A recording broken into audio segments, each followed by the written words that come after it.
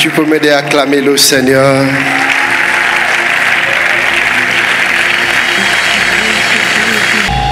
Montre-nous la voie. Montre-nous le chemin pour ta gloire. Au nom de Jésus, que quelqu'un me donne un bon amen. Shalom bien-aimés, nous pouvons nous asseoir. Que le nom du Seigneur soit glorifié. Amen, amen, amen. Mon cœur est dans la joie. Et je rends des multiples actions de grâce à notre Dieu qui nous donne l'opportunité de nous retrouver encore dans cette grande famille d'enfants de Dieu ce matin.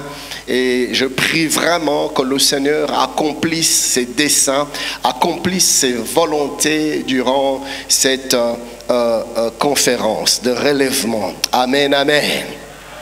Alors je voudrais dire un grand merci au révérend Gustave, merci pour l'invitation, merci pour la confiance.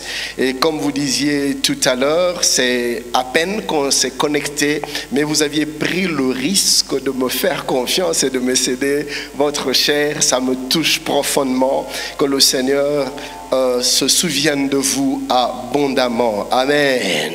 Et ça va faire quelques jours déjà, comme matin et soir, en ce lieu même, l'Église est bénie par des éminents et des puissants orateurs qui m'ont précédé. Je prie vraiment que le Seigneur m'accorde la grâce de rajouter une pierre à ce qui est déjà fait depuis le départ de ce programme. Alléluia. J'ai suivi la vision de l'événement là d'où c'est parti. Je bénis le Seigneur car son serviteur a écouté la voix de Dieu. Amen. Église du Seigneur, aidez-moi à honorer le révérend Gustave Ambenze. Est-ce qu'on peut mieux le faire? Oh, j'aurais été à ta place, j'allais me tenir sur mes pieds pour honorer l'homme de Dieu par qui le Seigneur passe pour nous bénir depuis 2010, année après année, avec des assises, des conférences, des campagnes. Est-ce que tu peux exagérer tes actes? Dieu n'est pas contre quand tu honores son serviteur. Alléluia. Gloire à Dieu. Cher révérend, je m'incline. Que Dieu vous bénisse. Nous pouvons nous asseoir. Et peuple de Dieu, aidez-moi à honorer également ces éminents hommes de Dieu qui se sont succédés du haut de cette chair, s'il vous plaît. Merci. Gloire au Seigneur. Gloire au Seigneur. Alors, ce matin, j'ai à cœur de nous parler d'un certain nombre d'enjeux, des enjeux spirituels qui sont les nôtres en cette phase de l'histoire de l'Église. Si je comprends bien, il n'y a pas d'interprète. D'accord. Donc, je voudrais nous parler des défis, des challenges, comme je disais, qui sont le nôtre dans cette phase, dans cette période de l'histoire de l'Église. Chers bien-aimés, comme vous le savez, l'Église du Christ, l'Église du Seigneur, depuis sa naissance, le jour de la Pentecôte, a connu plusieurs phases. Et si vous prenez un peu de temps, méditez sur le livre de la Révélation, Apocalypse, le 2e et le 3e chapitre, vous allez voir Dieu parler aux églises. Dieu parlait, écrire des lettres aux églises. La Bible nous parle de l'église d'Éphèse, la première église, de l'église de Smyrne, la deuxième, l'église de Pergame, de Thyatire, l'église de Sardes, l'église de Laodicée, de Philadelphie, et septièmement, l'église de Laodicée. Et ces églises, chers bien-aimés, sont des églises locales qui ont bien existé en Asie, en un certain temps, en une certaine période de l'histoire, mais elles sont non seulement des églises isolées, des églises locales qui ont existé. Ces églises constituent des représentations, mais des représentations prophétiques des différentes phases que l'Église a connues depuis l'Église primitive, l'Église du commencement, l'Église du départ jusqu'à nos jours, jusqu'à maintenant. Et il est donc important, il est donc capital que nous, Église, que nous puissions discerner la saison dans laquelle nous sommes. Il est important que l'on comprenne dans quelle phase nous sommes, quelles sont les réalités qui sont les nôtres. Bien-aimés, notez ceci. Le discernement de la saison, ou si vous voulez, l'intelligence de temps, comme une boussole, nous conduit, nous oriente, nous guide. L'intelligence de temps, l'intelligence de la saison, le discernement de la saison, la compréhension de la saison est une boussole. Elle nous conduit, elle nous guide, elle nous permet de discerner les réalités, les enjeux dans lesquels nous sommes, face auxquels nous sommes confrontés. Vous voyez, donc l'intelligence de temps te permet de savoir quelles actions je dois poser maintenant, quelles sont les choses que je dois faire maintenant, quelles sont les attentes de Dieu maintenant. Car bien aimé, chaque saison a ses exigences. La vie est faite des saisons, la vie est faite des périodes, la vie est faite des phases, la vie est faite des séquences. Et toutes les séquences ne se ressemblent pas. Toutes les phases de la vie ne se ressemblent pas. Et ce que je suis en train de dire est aussi valable pour une personne, un individu, est aussi valable pour une église locale, est aussi valable pour une famille, est aussi valable pour une nation, est aussi valable pour un ministère. Nous évoluons dans des phases et Dieu fixe des phases, Dieu fixe des époques, Dieu fixe des séquences. Nos vies, le parcours de nos vies sont subdivisés en séquences, en phases. Alors bien notez ceci, chaque phase a ses exigences, chaque séquence de temps a ses exigences, chaque saison a ses exigences et c'est important de connaître, de discerner la saison dans laquelle on est afin de savoir les exigences qui se rattachent à cette saison-là. Je donne un exemple. Les enfants d'Israël sortent de l'Égypte et ils traversent le désert. Ils sont dans une saison de désert. Ils sont dans une phase du désert. Et Dieu dit à Moïse, construis-moi un tabernacle.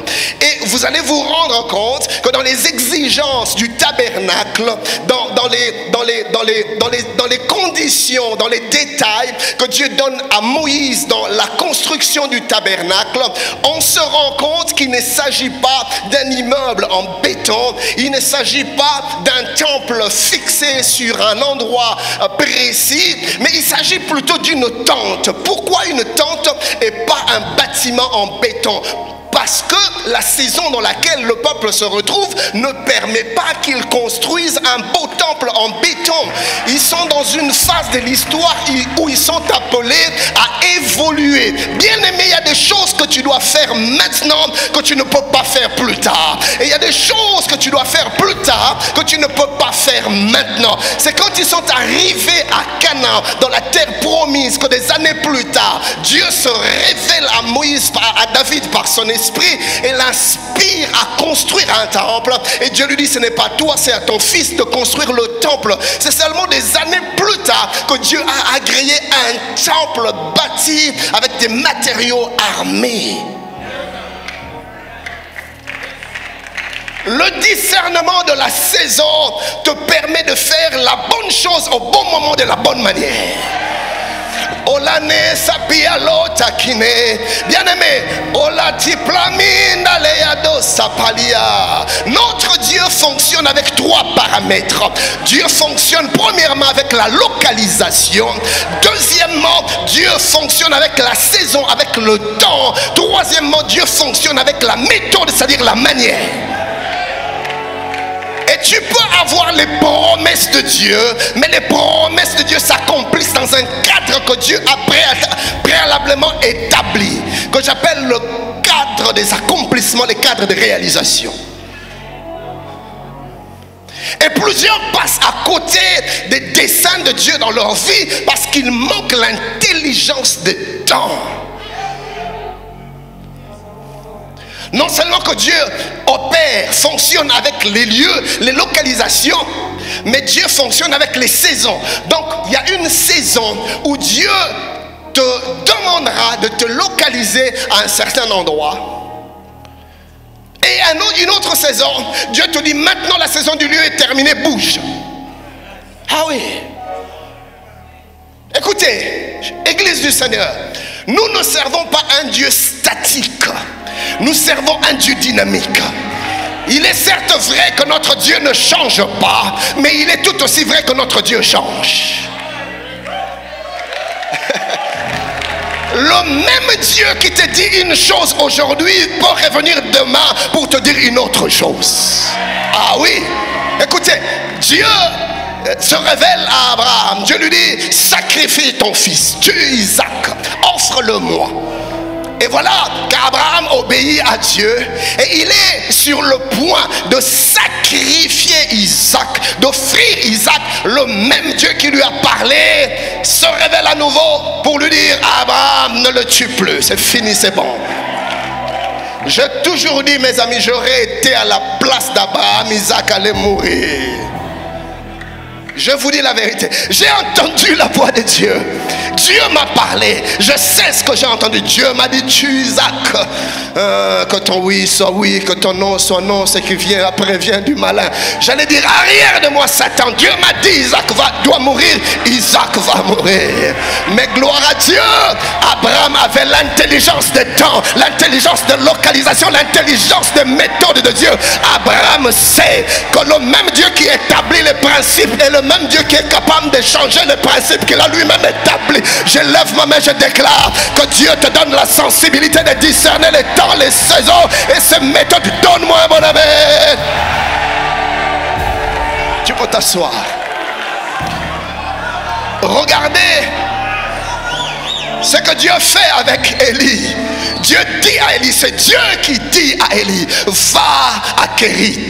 Là, j'ai ordonné aux corbeaux de te nourrir. Ils t'apporteront le pain et la viande le matin, le pain et la viande le soir. Bien aimé, c'était authentique, c'était véridique, c'était un message venu de Dieu. Et effectivement, Élie va s'établir au torrent de Kérit et Dieu le nourrit. Dieu envoie les corbeaux, Dieu le nourrit avec la preuve avec le torrent. Mais après un temps, la Bible dit que le torrent ne coulait plus. Et bien aimé, quand tu te rends compte que dans une saison les choses qui fonctionnaient ne fonctionnent plus dans une autre saison, ne force pas, arrête-toi, va consulter Dieu. Parce que tu vois mon ami, déjà Dieu dit à Élie, va à Kérit. C'est là que j'envoie la provision. Donc la provision pour ta destinée se retrouve là où Dieu t'envoie. Voilà pourquoi plusieurs personnes, plusieurs hommes de Dieu sont remplis de talents, remplis de capacités, remplis de potentiel, mais ils n'émergent pas. Ah, la question, es-tu au bon endroit? Tu peux avoir la promesse, tu peux avoir l'onction, tu peux avoir les capacités, mais si tu te retrouves au bon endroit, bien aimé, tu ne prospéreras jamais. Et tu vas voir une autre personne, un autre ministre de Dieu qui n'a peut-être pas tout autant de capacités, de puissance et d'onction que toi, mais qui gère. Mais pourquoi? Il est dans son lieu de germination. Écoutez, ce qui fait que l'on puisse conquérir et que l'on puisse aller de gloire en gloire, de victoire en victoire, ce n'est pas ce que nous sommes capables de faire, mais c'est ce que Dieu est capable de faire par nous. Et Dieu ne se déploie que là où il t'a envoyé. Et Dieu ne t'établit que là où il t'a envoyé. Écoutez, Dieu ne nous suit pas. C'est à nous de suivre Dieu. Notre Dieu est un Dieu de principes. C'est lui qui établit les principes. Et nous nous soumettons aux principes de Dieu. C'est lui qui fixe les règles du jeu. Les choses ne fonctionnent pas selon nos caprices, selon nos désirs, selon nos exigences, selon notre volonté. Mais les choses se passent selon la volonté souveraine de Dieu. Et c'est quand on se retrouve dans le lieu où Dieu nous envoie, on rencontre la provision de Dieu. Alléluia. Je lève ma main, je déclare que Dieu va te conduire là où il t'attend. Je t'annonce que tu ne te tromperas pas. Le temps de l'esprit de l'erreur dans ton ministère est terminé. Donne-moi un bon amen. Le temps de la puissance de garement dans ton ministère est terminé. Donne-moi un bon amen. Tu peux t'asseoir. Et voilà qu'Élie se retrouve là où Dieu le veut. Élie est bien à Kérit. Élie est bien dans le lieu de Dieu. Mais le torrent s'arrête. Seigneur, qu'est-ce qui se passe? Pourquoi la provision ne vient plus? Et pourtant tu as dit. Voilà pourquoi quelquefois nous traitons Dieu d'infidèle. Dieu n'est pas infidèle. C'est à nous de discerner le temps, les saisons. Et Dieu se révèle à Élie. Dieu lui dit, va à Sarepta. Le temps de Kérit est terminé. Maintenant c'est la saison de Sarepta. Alia pledo sakiné. Et quand Dieu change de saison, Dieu change de méthode, Dieu change de stratégie. Si avant Dieu te nourrissait par les corbeaux, le temps qui arrive, Dieu va te nourrir par la veuve de Sarepta. Ne tombe pas dans l'erreur de chercher les corbeaux à Sarepta.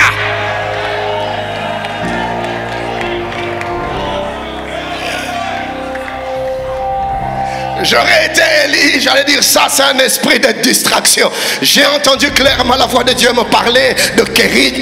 Je resterai à Kérit, collé, cimenté, stabilisé. Dieu m'a établi à Kérit. Kérit, c'est mon lieu de germination. Kérit, c'est mon lieu d'épanouissement. Kérit, c'est le lieu de la provision divine. Je ne quitterai pas Kérit.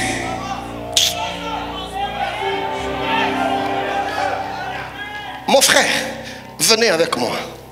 Vous voyez, Dieu a ses manières à lui de faire. Quand le Seigneur est avec toi, là où il t'a demandé d'aller, il t'établit. Il dit, je t'enfoncerai comme un clou dans un lieu sûr, et je ferai de toi le siège de la maison de ton Père, et tu porteras ma gloire. Mais toutes ces choses ne s'accomplissent que là où Dieu t'envoie. Il y a des choses que Dieu ne peut faire que là où il t'envoie. Lisez avec moi Genèse 12. Dieu se révèle à Abraham et lui dit, Abraham, quitte ton père, quitte ta patrie, quitte ta famille, va dans le lieu que je te montrerai. C'est seulement après lui avoir dit ça que Dieu se met à lui dire ce qu'il était sur le point de faire dans sa vie. Il dit, je te bénirai, je rendrai ton nom grand, je ferai de toi une source de bénédiction. Mais toutes ces choses, Abraham, je veux bien le faire. C'est ma volonté pour ta destinée, c'est ma vision pour ton ministère. Mais il y a un problème, Abraham, localisation. Là où tu es, je ne peux les accomplir. Voilà pourquoi dans la vie de plusieurs, les promesses de Dieu restent promesses sans accomplissement. J'ai entendu un homme dire, le fils ou la fille de la promesse ne meurt pas faux. Si le fils ou la fille de la promesse n'a pas l'intelligence de temps et de saison, il peut mourir avec les promesses. Mais je lève ma main, je déclare, toi tu ne mourras pas avec les promesses. Tu vivras pleinement l'accomplissement. Je disais que tu vivras la réalisation des promesses de Dieu. Oh, je vois la saison des accomplissements qui s'ouvrent dans ta vie. Si tu es d'accord avec moi, donne-moi un bon amen. Je n'ai pas entendu ton amen. Je parlais d'un amen de gloire, un amen de...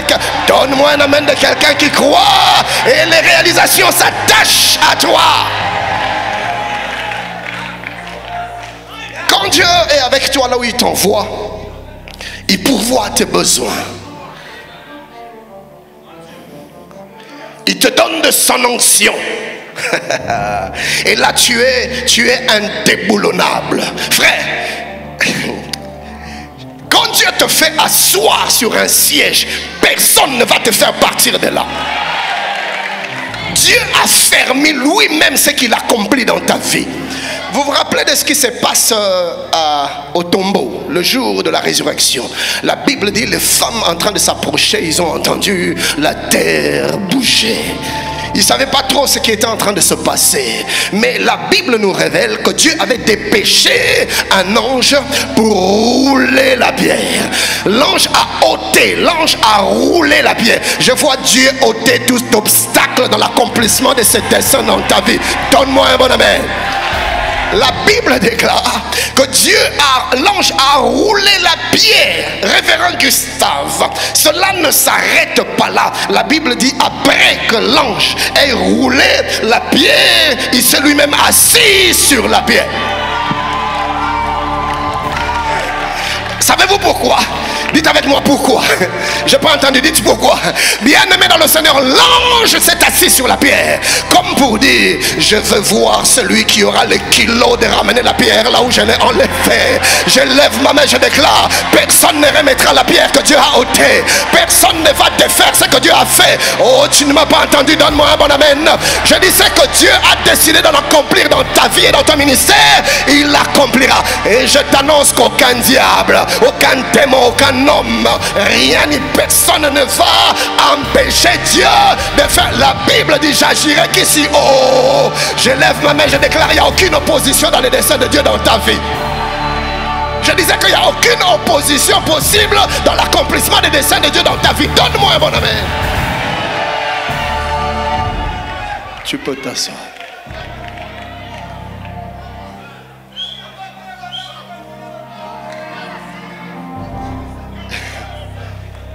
Quand Dieu est avec toi, il t'envoie sa provision. Il t'établit, il te stabilise. Il t'équipe. Il te donne des collaborateurs, des fils loyaux. Il te donne des associés. Il te donne des équipements. Il te donne tout ce dont tu as besoin. Mais comme notre Dieu est un Dieu dynamique, qu'on ne peut enfermer dans une boîte, Dieu peut toujours revenir et te dire, fils, fille, la saison de ce lieu est terminée. Va ailleurs. Et le piège dans lequel nous tombons,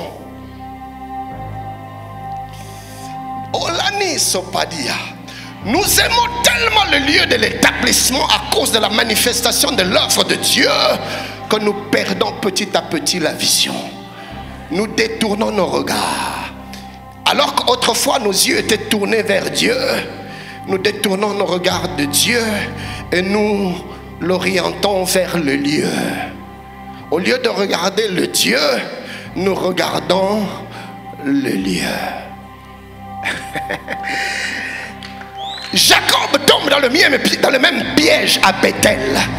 Dieu se révèle à lui. La vision est si puissante, la vision est si glorieuse, la main de Dieu est si tangible et si palpable dans le lieu, que quand il se réveille, il dit, wow, que ce lieu est redoutable. Oh Jacob, j'aurais voulu que Jacob dise que ce Dieu est redoutable.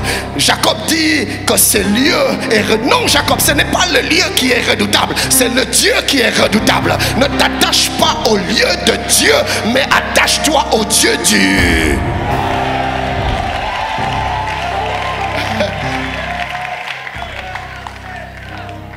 C'est comme ça que plusieurs personnes s'attachent au lieu de Dieu, au lieu de s'attacher au Dieu, et ils commencent à aimer le lieu de Dieu plus que le Dieu du lieu. Et on s'attache à ce que Dieu fait, on s'attache aux accomplissements, on s'attache aux réalisations, et on se détache petit à petit de la source. Et à chaque fois que tu t'attaches à l'œuvre de Dieu, au lieu de t'attacher au Dieu de l'œuvre, l'œuvre de Dieu te détachera du Dieu de l'œuvre.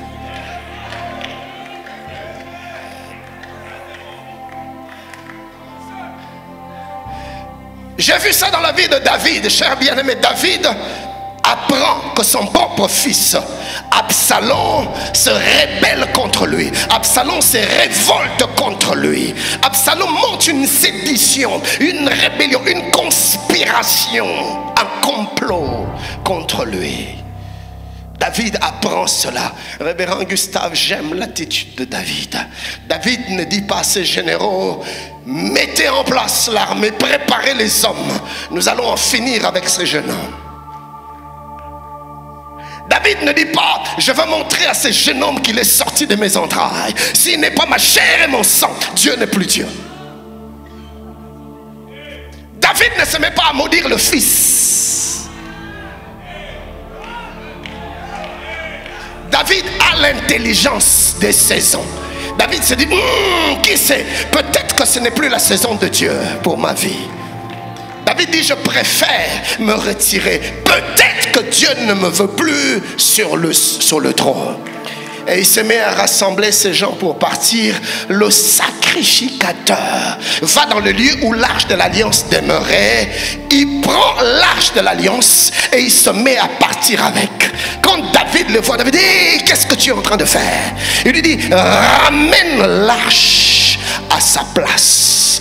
David dit, si Dieu me fait trouver grâce à ses yeux, il me fera revoir l'arche. David ne dit pas, il me fera revoir mon trône. David ne dit pas, il me redonnera le royaume. David ne dit pas, il me redonnera la couronne. Non, David ne dit pas, il me redonnera ma place. Non, David dit, si Dieu me fait trouver grâce à ses yeux, il me fera revoir l'arche. L'arche, la présence de Dieu. L'arche, le lieu de la manifestation de la gloire de Dieu en Israël. Quand David est en train de partir, le cœur de David n'est pas attaché au trône. Le cœur de David n'est pas attaché à la royauté. Le cœur de David n'est pas attaché à la couronne. Le cœur de David est attaché à l'arche. David est prêt à quitter le trône, mais il n'est pas prêt à se départir de l'arche. Et l'histoire nous révèle que quelque temps plus tard, Dieu lui-même s'est occupé du jeune Absalom. Bien-aimé, occupe-toi de l'arche, Dieu s'occupera de tes ennemis. Regarde, si tu t'attaches au trône, si tu t'attaches au lieu, si tu t'attaches aux œuvres de Dieu, ces choses te détacheront de l'arche. Mais si tu t'attaches à l'arche, l'arche te ramènera le trône. Je lève ma main, je déclare que le trône te sera ramené, la couronne te sera ramenée. Attache-toi seulement à l'arche. Donne-moi un bon amen. Tu peux t'asseoir. Dieu dit à Abraham, quitte. Heureusement, comme je disais, Abraham ne s'est pas attaché au lieu.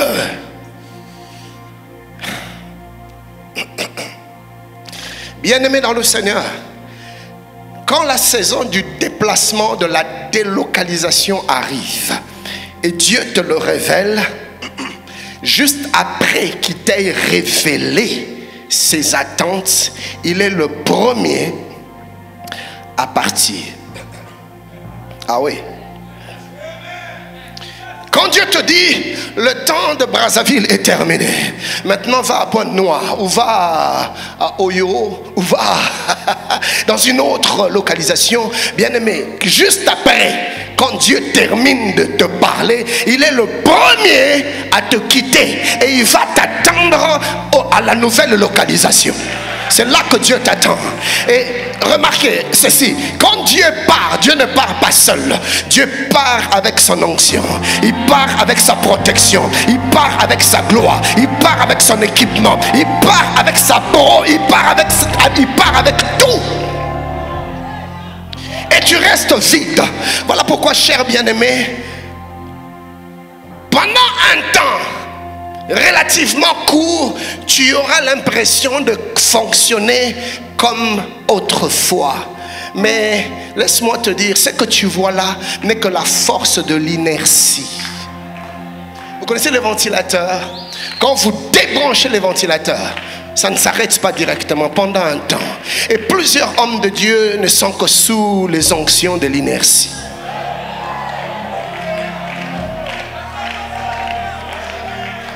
Et tu verras que la main de Dieu te lâche petit à petit. Tu commences à décliner, à dégringoler.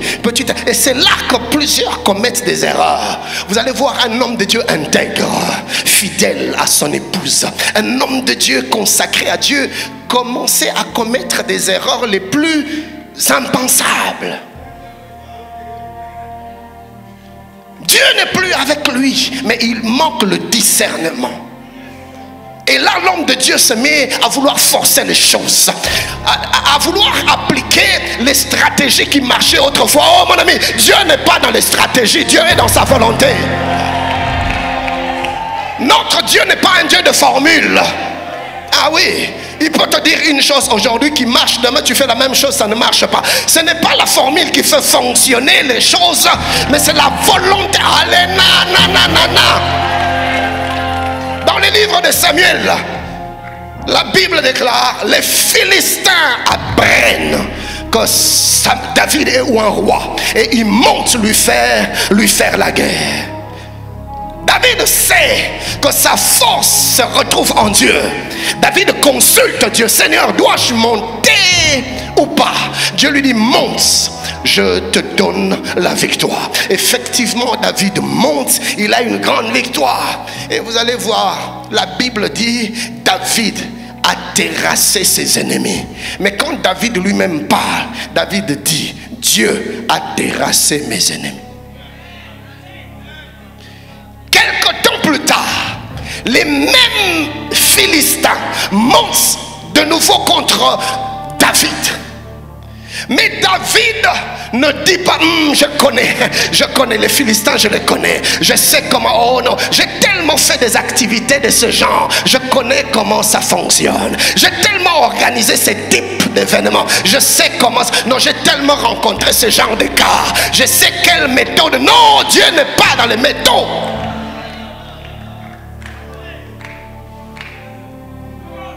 Heureusement pour David, la Bible dit, David monta de nouveau consulter l'Éternel. Bien-aimé, tu as besoin d'une onction à jour pour les défis du jour.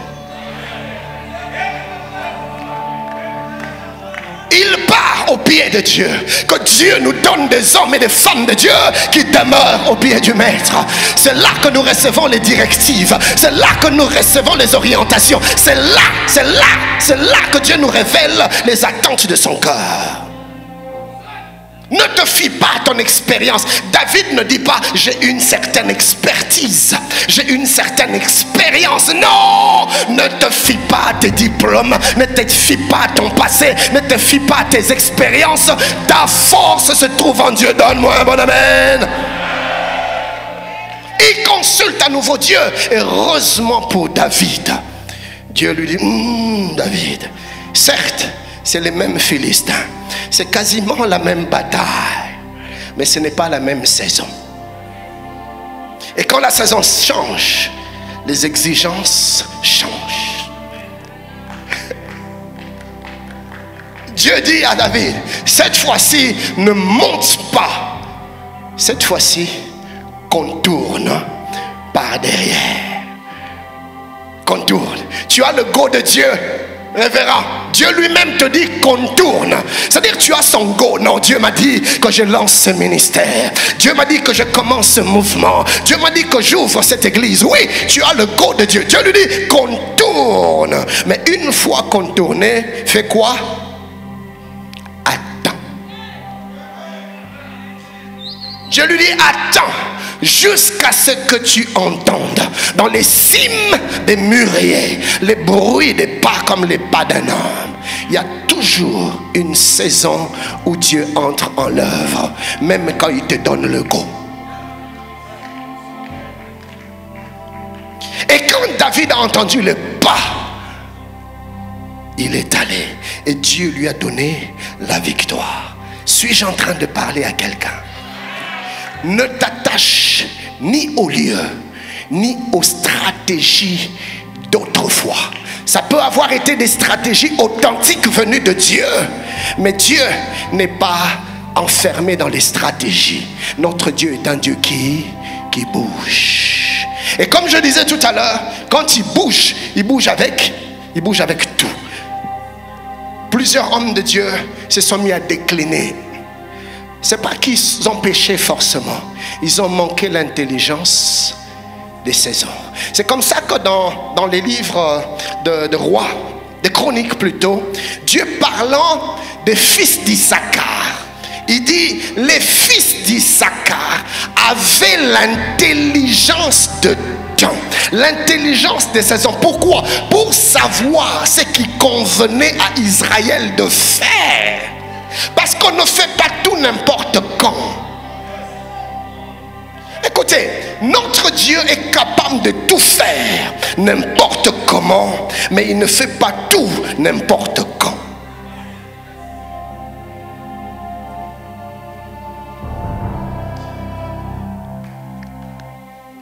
Dès l'instant que tu discernes que Dieu est parti, voilà pourquoi, mon ami, quand les choses ne fonctionnent pas, ne force pas. Quelquefois, nous essayons de forcer. Ça ne marche pas, mais tu forces. Tu forces. La personne ne guérit pas, mais tu forces. Tu te mets à secouer la personne. Tu te mets à manipuler les gens. Bon, maintenant, tu dois te jeter par terre 7 fois. La personne se jette par terre 7 fois. Rien ne sait pas. Maintenant, tourne 7 fois. Je sens l'esprit de 7. Tourne 7 fois. La personne tourne 7 fois. Rien ne se passe. Bon, maintenant, crie 7 fois. On reste dans les 7 fois. Surtout nous, les pasteurs, nous avons parlé 7. La personne crie 7 fois. Rien ne se passe. Mon frère, arrête de forcer. Va au pied de Dieu. Seigneur, que dois-je faire pour que ça marche? Écoutez, mes amis, il y a des lieux, malgré ton onction, où le Seigneur ne se manifestera pas. Ne tombe pas dans le piège de forcer les choses. Quelquefois, c'est notre orgueil qui réagit. Et on se met à manipuler l'église. On se met à... Mon ami, arrête de tourmenter les gens. Sois sensible à l'orientation de Dieu. Et tu comprendras que la saison a changé.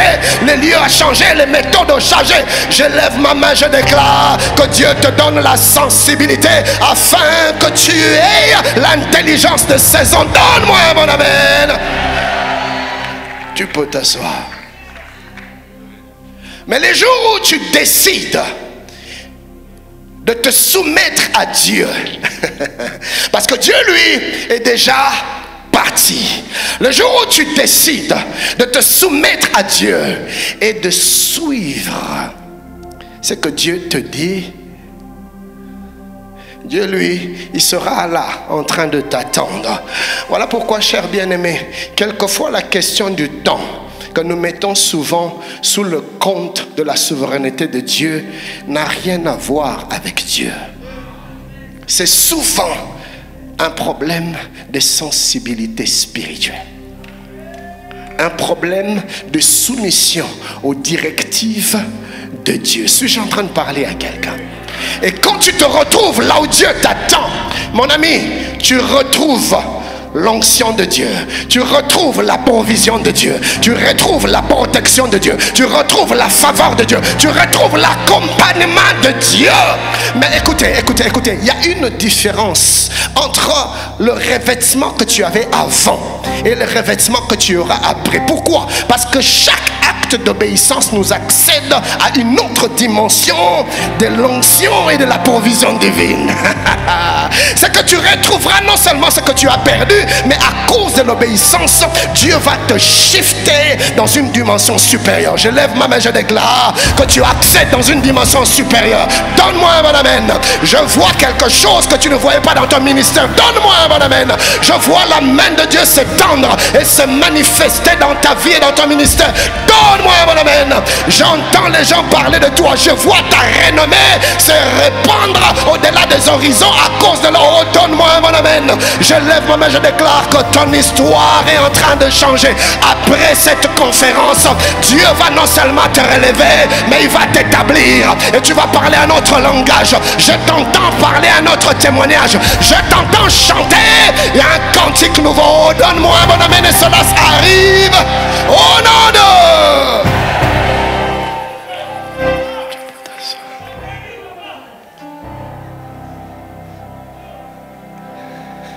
Les enfants d'Israël entendent Dieu leur parler. Dieu dit aux enfants d'Israël: toute terre que je te donnerai, tout lieu que foulera les plantes de tes pieds, c'est à toi. Je te l'accorde, je te le donne. Révérend, Israël pouvaient fouler le sol du désert autant qu'ils auront voulu. Dieu allait jamais le leur accorder parce que ce n'était pas le lieu de Dieu. La promesse qu'ils entendent a un cadre et un lieu d'accomplissement. Ce que je vous dis, ce n'est pas pour le désert, c'est pour Canaan, c'est pour la terre promise. Voilà pourquoi plusieurs hommes de Dieu sont dans des slogans. Je serai la tête et non la queue. Je serai victorieux. Mais c'est des slogans. Tu n'en vois pas les fruits. Le problème, ce n'est pas que Dieu n'est pas fidèle à ses promesses. Le problème, c'est que les promesses s'accomplissent dans un lieu déterminé.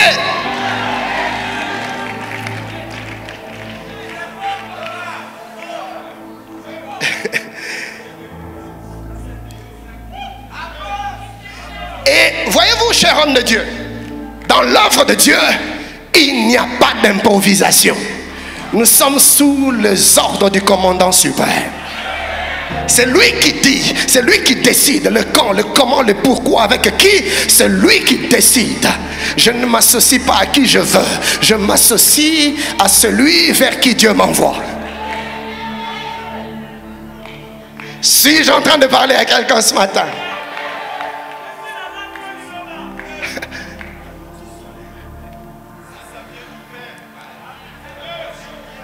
Dieu dit aux enfants d'Israël, je vous donne Jéricho. Jéricho est à vous. Jéricho, une ville imprenable, barricadée, personne n'entre, personne ne sort. Des tours fortes, terribles.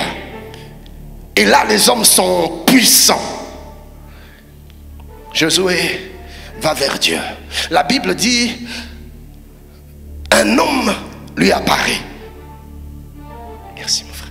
Un homme lui apparaît, un homme vigoureux, un homme fort, l'apparence impressionnante.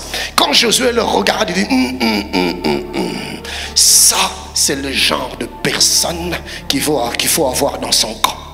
Il ne faut jamais les rencontrer dans le camp adverse. Calmement il lui dit, es-tu de notre ou de leur? Écoutez frère, il y a des combats qu'il faut jamais engager. Évalue tes forces. Ça là, je ne veux pas oser. Je dois savoir, toi, tu es de quel côté? Révérend, j'ai aimé la réponse de cet être céleste. L'être céleste lui dit non. Il commence par lui dire non, moi, je suis le chef de l'armée de l'Éternel et je viens maintenant. C'est-à-dire, si autrefois vous faisiez des choses selon vos affaires, moi je ne suis pas dedans. Moi je viens maintenant. À la question de savoir si je suis de leur côté ou de votre côté, non, ce n'est pas à moi de choisir derrière quel camp m'aligner. Moi je viens maintenant, je suis ce que je suis. C'est à vous de choisir si vous allez être derrière moi ou contre moi. Je ne me place pas dans le camp de qui que ce soit. C'est aux hommes de se placer dans mon camp. Oh.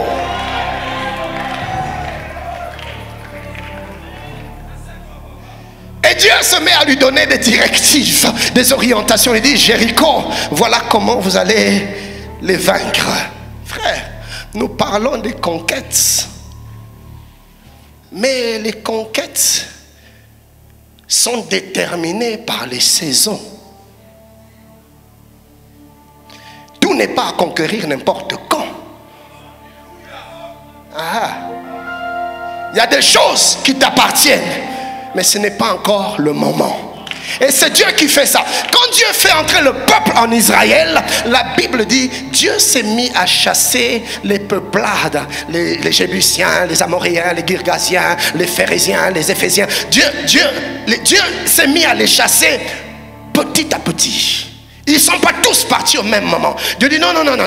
Il y a un groupe de gens que je dois laisser, qui s'occupent encore. La terre vous appartient, mais ils sont encore là. Je les chasserai au fur et à mesure. Parce que Dieu est en train de voir aussi tes capacités de gérer le territoire qu'il te donne. L'héritier, aussi longtemps qu'il est enfant, ne diffère en rien d'un esclave, bien qu'il soit maître de tout. Ta croissance,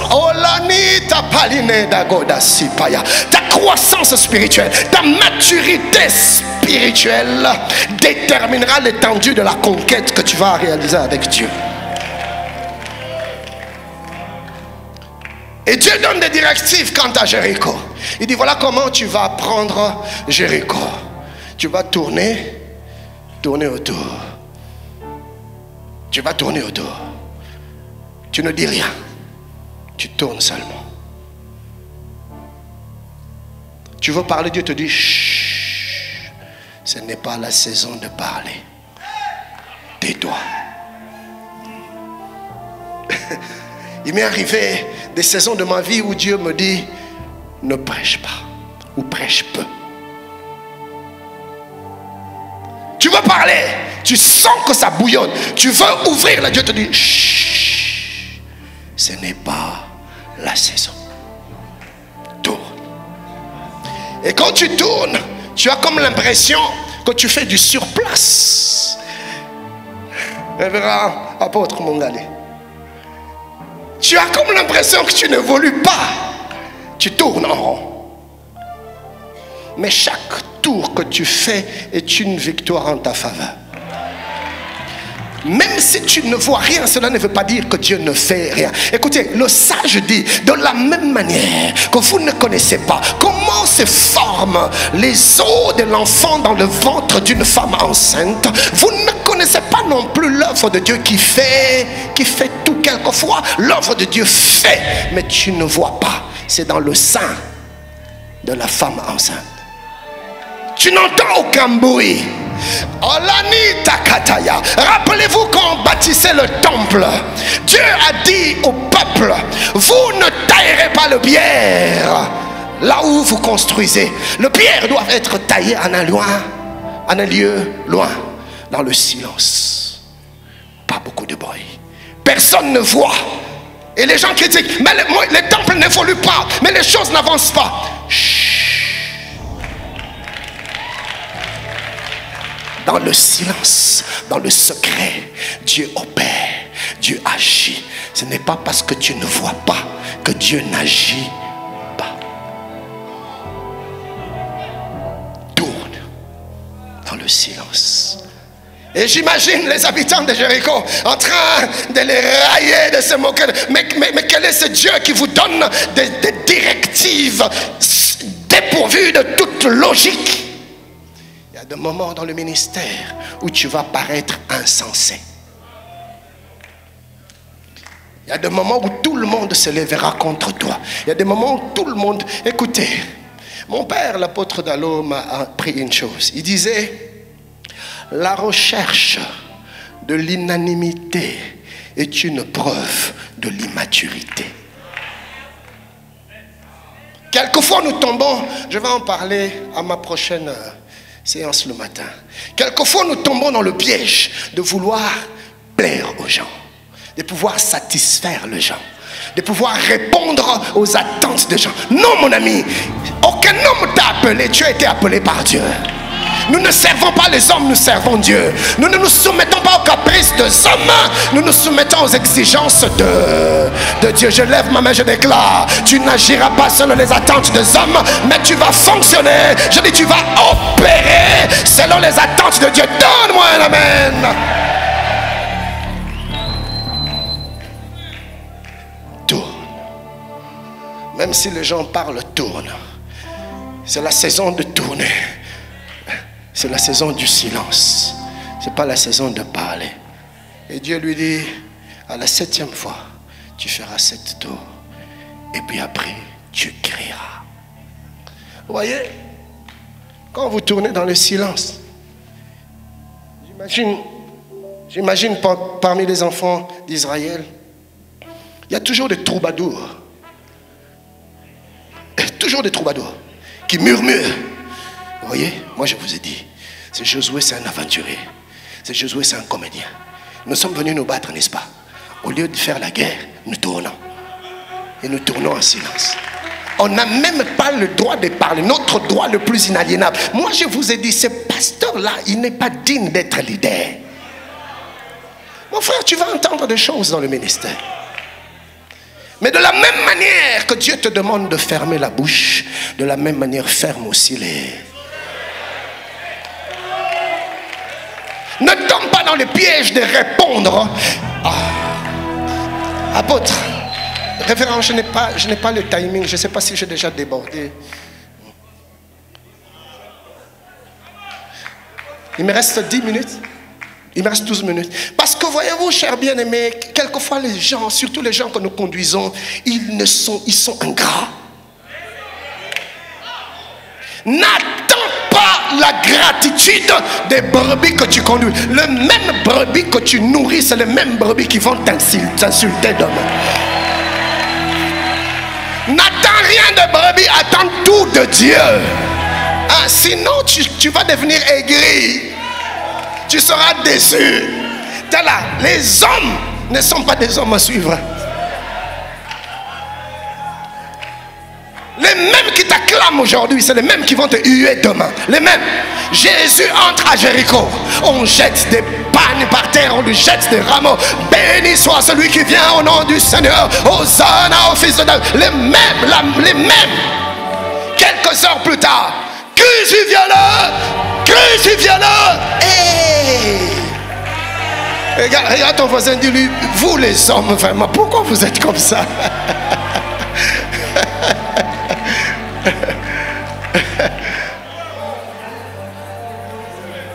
Ta force se trouve dans les directives de Dieu. Qu'est-ce que Dieu a dit? Quand ils ont crié, les murailles se sont effondrées. Dieu leur a donné la victoire. Devant, je ne parle pas de n'importe quelle conquête. C'était Jéricho, une ville redoutable, une cité redoutable. Quelque temps plus tard, ils doivent livrer un autre combat. Aïe, la Bible précise, c'était une petite cité.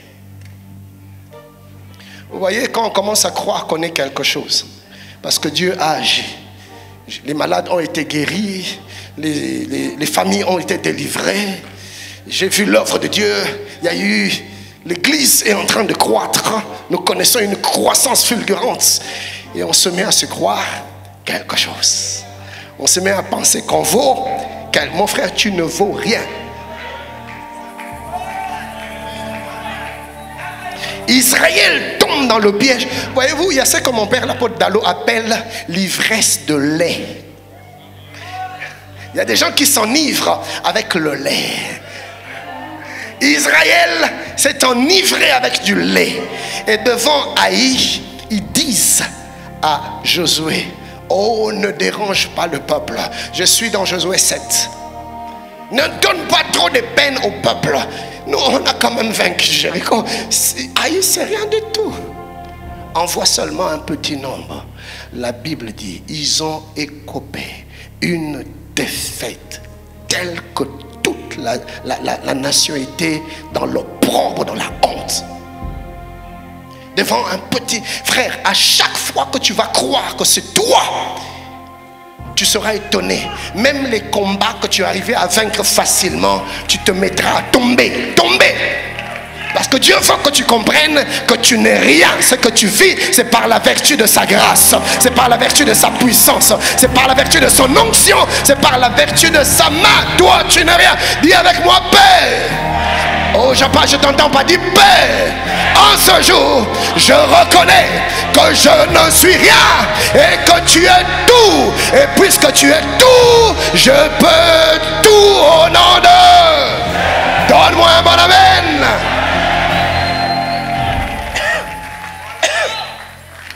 Tu peux t'asseoir.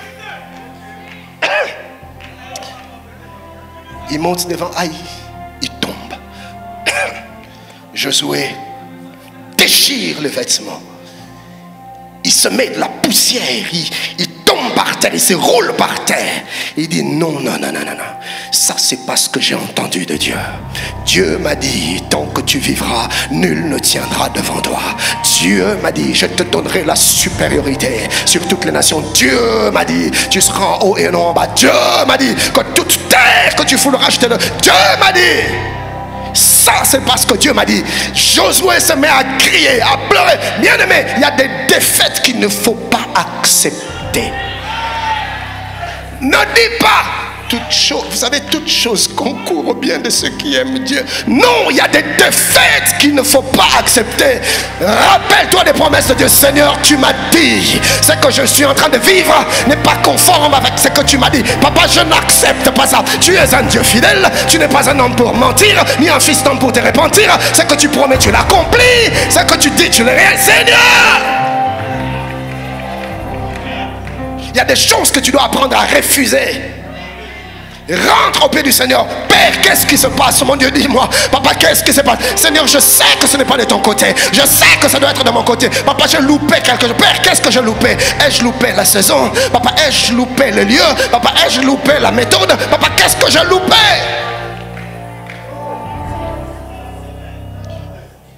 Dieu dit à Josué, Josué, lève-toi. Lisez Josué 7. Qu'est-ce que tu as pleuré comme ça? Lève-toi, il y a un problème. Il y a l'interdit au milieu de vous. Alors que devant Jéricho, Josué a reçu les directives de la part de Dieu, les stratégies de la part de Dieu. Devant Haï, Josué veut fonctionner sans directive. C'est l'erreur dans laquelle plusieurs tombent. Même quand il s'agit d'une petite conquête, cherche les directives. Et c'est là que Dieu lui dit, Josué, il y a un problème. Il y a quelque chose au milieu de nous qui ne devait pas être. Ça ne devait pas être. Voilà pourquoi vous connaissez un tel état de désolation, de chaos. Plusieurs ministères sont dans un état de délabrement alors qu'ils avaient reçu de glorieuses promesses de conquêtes. Parce qu'ils ont laissé entrer quelque chose qui ne devait pas. Il y a des attitudes que tu t'es mis à te permettre qui te fragilisent. Il y a des choses que tu fais qui te fragilisent, qui ouvrent la porte à l'ennemi. Dieu lui dit, aussi longtemps que le peuple n'aura pas enlevé l'interdit, il ne tiendra pas devant l'ennemi. Bien-aimé, tu crieras conquête, tu chanteras conquête, tu proclameras conquête, mais aussi longtemps que tu ne te regarderas pas dans la pensée de Dieu, aussi longtemps que tu ne reviens pas, tu ne discernes pas le lieu de Dieu, aussi longtemps que tu ne comprends pas la saison de Dieu, aussi longtemps que tu ne discernes pas les stratégies de Dieu, la conquête ne sera que de lèvres, mais ne deviendra jamais tangible.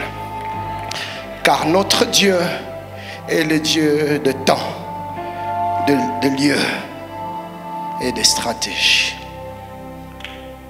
L'intelligence des saisons, l'intelligence des lieux, l'intelligence des méthodes te permettra de comprendre les enjeux véritables, les challenges véritables.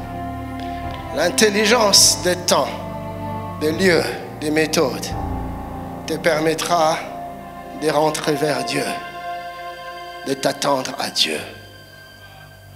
Ça te permettra de savoir que Dieu, qui est El Shaddai, le Tout-Puissant, ne fait pas tout, n'importe où, n'importe quand, n'importe comment. C'est important. Parce que les challenges, il y en aura. Dans la conquête, il y aura des challenges, quelquefois des challenges inimaginables, des défis inimaginables. Mais nous ne pourrons vaincre que dans la mesure où nous fonctionnons avec l'intelligence des temps, des saisons, des lieux, des méthodes. Que Dieu vous bénisse.